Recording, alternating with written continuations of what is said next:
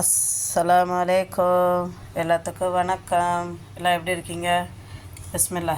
வாங்க, இன்றைக்கி நான் தயிர் சாதத்துக்கு கத்திரிக்காயும் வெண்டைக்காயும் வறுத்துருக்குறேன். சூப்பராக இருக்கும் பாருங்க.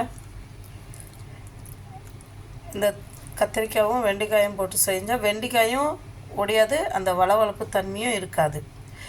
நான் என்ன பண்ணிட்டேன், வெண்டைக்காயை கழுவி எடுத்து தண்ணியை துடைச்சிட்டு நீல வாக்கில் வெட்டி வச்சுட்டேன். வெண்டைக்காயை பூச்சி இல்லாமல் பார்த்து, கத்திரிக்காயை அதே மாதிரி நீல வாக்கில் வெட்டி எடுத்து மஞ்சத்தூள் உப்பும் போட்டு பரட்டி வச்சுட்டு எண்ணெய் விட்டு எண்ணெயில் கத்திரிக்காயும் வெண்டைக்காயும் தனித்தனியாக பொரித்து எடுத்துட்டு வெங்காயம் நீல வாக்கில் வெட்டி இருக்கணும்.